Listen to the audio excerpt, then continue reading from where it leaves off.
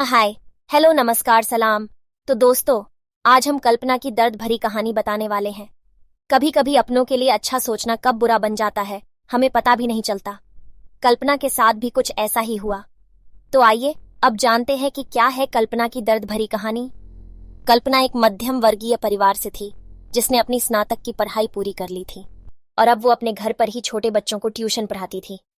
कल्पना का रंग गोरा था और वह दिखने में बिल्कुल गुड़िया की तरह थी। कल्पना के माता पिता उसकी शादी के लिए एक अच्छे लड़के की तलाश कर रहे थे। तभी कल्पना के मामा एक लड़के के बारे में बताते हैं। वो कहते हैं कि लड़का का नाम राहुल है।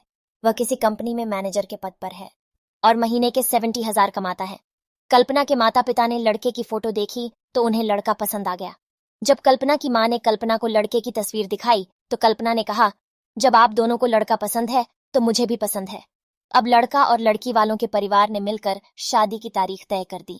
कल्पना के माता पिता बहुत खुश थे कि उनकी बेटी की शादी एक अच्छे घर में हो रही है। पूरे धूमधाम से कल्पना की शादी हो गई। अब कल्पना अपने बचपन के घर को छोड़कर एक घर नए घर चली गई। कुछ दिन तो कल्पना को अपने माता पिता और अपने घर की बहुत याद आई। कल्पना की शादी के अब महीने बीत गए थे। अब उसके पति राहुल पहले जैसा व्यवहार कल्पना के साथ करता था। कल्पना से वो चिड़ा चिड़ा सा रहता था। राहुल अब न पहले जैसा कल्पना को प्यार करता और न ही उसकी बातों को मानता। कल्पना को समझ नहीं आ रहा था कि वो क्या करे। वो बस रोकर अपने दर्द को कम करने की कोशिश करती। एक दिन कल्पना को पता चला कि राहुल सिगरेट पीने के बहाने छत पे जाता और किसी लड़की से बातें करता है। जब कल्पना ने राहुल से पूछा कि आप रोजाना छत पे जाकर किससे बात करते हैं, तो इस पे राहुल ने जवाब दिया कि वो मेरे ऑफिस का फ्रेंड है, बस उसी से बातें करता हूँ और तुम अपने काम से मतलब रखो, ज्यादा सीआईडी बनने की जरूरत नहीं है। होली का दिन था। राहुल के कुछ दोस्त उसके घर आए थे। सभी ने घर पर पार्टी किया।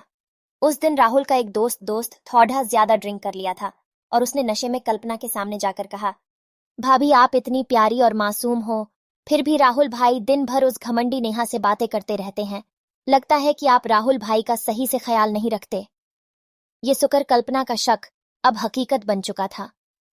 अगली सुबह जब कल्पना ने राहुल से पूछा कि ये नेहा कौन है और क्या लगती है आपकी। राहुल, मैं तुम्हें क्यों बताऊं। कल्पना, मैं बीवी हूं आपकी। राहुल, देखो, तुमसे पहले वो मेरे लाइफ में आई। कल्पना, तो फिर मुझसे शादी क्यों किया। राहुल, बस तुम अच्छी लगी इसलिए शादी कर लिया। कल्पना, अब तुम देखना मैं उस कामिनी लदड़की को कैसे सबक सिखाता हूं। नेहा को कब कल्पना ने कामिनी कहा तो राहुल ने गुस्से में कल्पना को बहुत मारा और उसे कमरे में बंद कर दिया। कल्पना के सास को सब पता था, फिर भी वह अपने बेटे के सामने एक शब्द भी नहीं बोलती थी।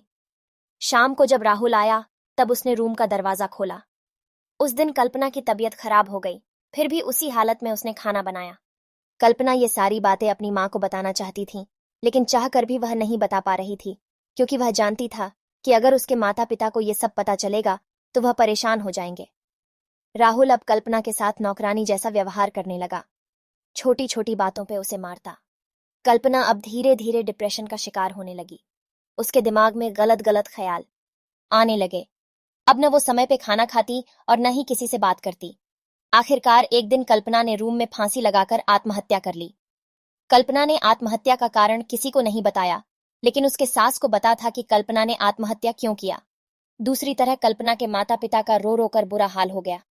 कल्पना की मां ने पुलिस को आत्महत्या कारण उसके ससुराल वालों को बताया। पुलिस राहुल और उसके माता पिता को ले गए, लेकिन पैसों के दम पर कुछ ही दिनों में राहुल और उसके माता पिता जेल से छूट गए। जीवन में अक्सर अच्छा दिखने वाला इंसान अच्छा नहीं होता। उसके अंदर कहीं ना कहीं बुराई छुपी होती है और वही बुराई किसी की जिंदगी को बर्बाद कर देती है। कुछ ऐसा ही कल्पना के साथ हुआ।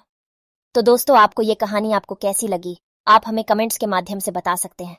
अगर आपको ये दर्द भरी स्टोरी पसंद आई हो तो इसे अपने दोस्तों के साथ भी शेयर करें।